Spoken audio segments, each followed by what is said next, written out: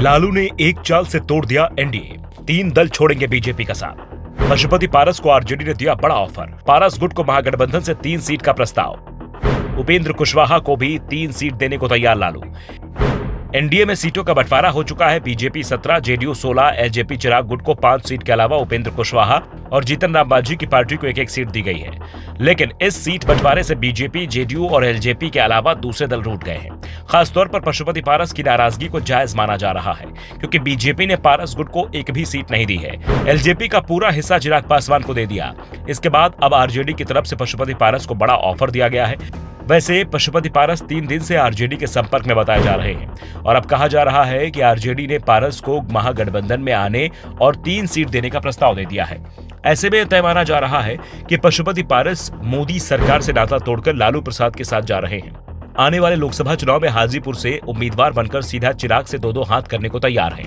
वैसे भी पारस इस बात का दावा तो लगातार कर रहे हैं कि वो हाजीपुर से चुनाव लड़ेंगे और अब लालू यादव ने भी उन्हें ये मौका देने की तैयारी कर ली है। दरअसल चिराग और पशुपति पारस के बीच लड़ाई असली एलजेपी को लेकर चल रही थी। बीजेपी ने चिराग को 5 सीट देकर ये स्वीकार कर लिया है।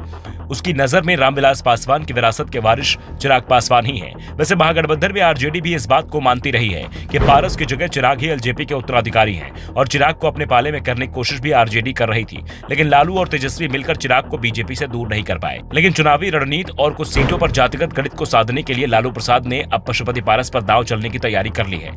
लालू प्रसाद चाहते हैं कि हाजीपुर में चिराग के खिलाफ नामचीन उम्मीदवार पशुपति पारस हो सकते हैं। वहीं आरजेडी के समर्थकों के वोटों की मदद से चिराग पासवान को हाजीपुर में घेरा जा सकता है। लालू यादव ने हाजीपुर के साथ नवादा और समस्तीपुर सीट भी पशुपति पारस को देने की तैयारी कर ली है।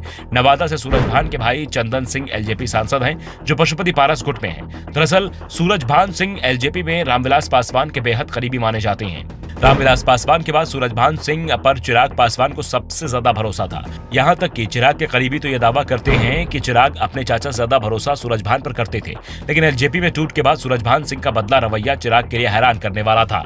चिराग के करीबियों की माने तो एलजेपी में टूट को लेकर चिराग जितने नाराज अपने चाचा पशुपति पारस से हैं, उससे कहीं ज्यादा सूरज भान सिंह से भी हैं। इसलिए सूरज भान सिंह के भाई चंदन सिंह के लिए भी चिराग ने अपनी पार्टी का दरवाजा बंद कर लिया है। लालू प्रसाद भूबिहार बाहुल्य नवादा सीट से सूरज भान सिंह के भाई या पत्नी को टिकट का ऑफर कर सकते हैं। जाहिर है सूरज भान सिंह के लिए भी अब सिर्फ आरजेडी ही विकल्प बचा है, क्योंकि पारस गुट को बीजेपी ने एक भी सीट नहीं दी है। ऐसे में खुद को साबित करने के लिए सूरज भान को अपने परिवार में किसी न किसी को चुनाव लड़ना पड़ेगा और इसके लिए वो लालू की तरफ जाते दिखाई दे रहे हैं। वैसे नाराजगी की खबरें उपेंद्र कुशवाहा की तरफ से भी आ रही हैं। बीजेपी ने उन्हें 1 सीट दी है, जबकि नीतीश कुमार के एनडीए में आने से पहले उपेंद्र कुशवाहा को 3 सीट दिए जाने का फॉर्मूला तय हो चुका था। कुशवाहा इसके लिए तैयार भी हो गए थे, लेकिन नीतीश कुमार के एनडीए में आने के बाद से नए सिरे से सीटें तय हुई, जिसमें सबसे ज्यादा नुकसान कुशवाहा का ही हुआ है। मुकेश सहनी की वीआईपी को तो बीजेपी ने एक भी सीट नहीं दी है। ऐसे में उपेंद्र कुशवाहा और मुकेश सहनी दोनों ही महागठबंधन में शामिल हो सकते हैं। हाँ, जीतन राम मांझी को लेकर कहा जा रहा है कि वो कहीं नहीं जा रहे हैं। पहले मांझी के बेटे संतोष सुमन को 3 भारी भरकम मंत्रालय देकर बीजेपी ने खुश कर दिया था और अब मांझी को गया सीट देकर उनकी नाराजगी को पूरी तरह से समाप्त कर दिया है। ब्यूरो रिपोर्ट, द नव दर्पण न्यूज।